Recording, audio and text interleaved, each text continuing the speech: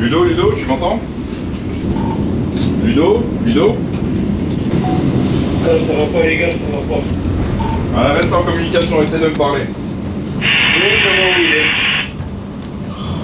êtes? Secouriste est parti sur le pont pour voir ce qui se passe sur le pont. On n'a pas de nouvelles du pontier.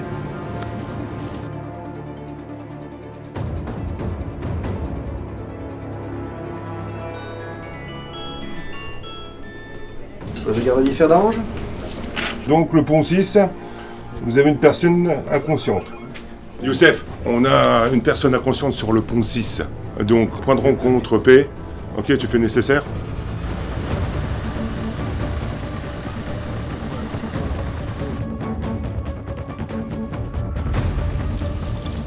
C'est possible d'envoyer quelqu'un pour faire déjà un premier bilan sur la victime? Il respire, mais il est inconscient. Il y a des blessures, quelque chose? Aucune blessure apparente. Il y a des maladies spéciales? Il a une quarantaine d'années, en bonne forme. Il est déjà arrivé sur le coup ou pas? C'est la première fois. J'ai besoin d'une personne pour venir guider les pompiers avec moi, s'il te plaît, pour la première équipe. Pas de problème, je t'envoie quelqu'un. Merci.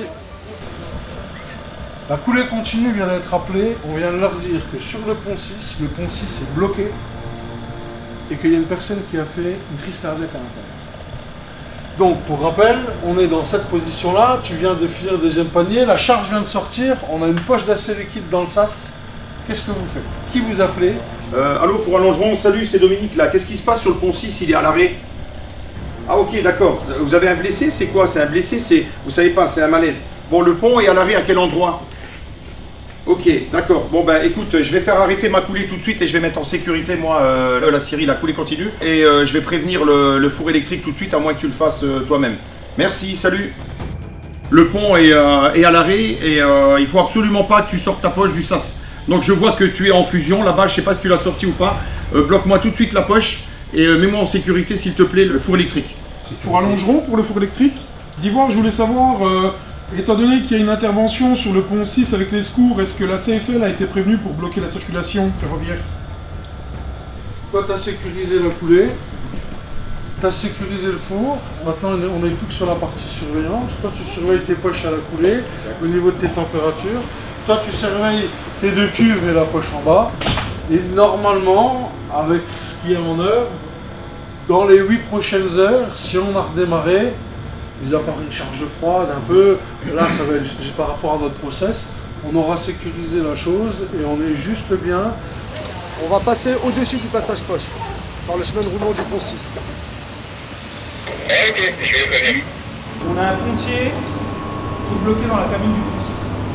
On a les secours extérieurs qui sont présents sur place, qui vont l'évacuer via le chemin de roulement pour arriver ici dans la salle des moteurs de la ZAC.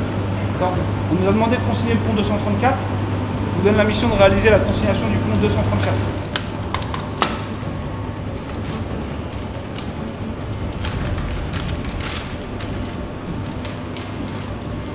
Je te confirme, on a consigné le pont 234. On a rencontré les secours au pied du bâtiment. On a consigné également le pont 233.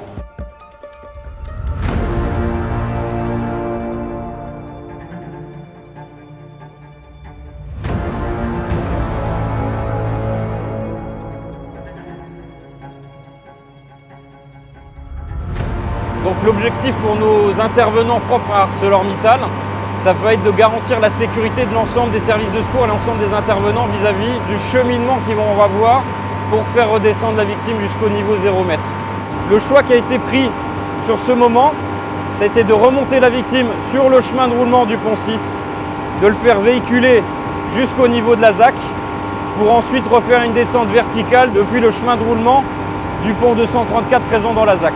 Et ce qu'on peut voir là, en fait, c'est qu'on voit des trolleys qui sont des systèmes qui vont alimenter électriquement le pont et qui globalement doivent être pris en compte dans le cheminement des secours et pour la descente de la victime pour éviter qu'on ait un risque d'électrisation ou d'électrocution.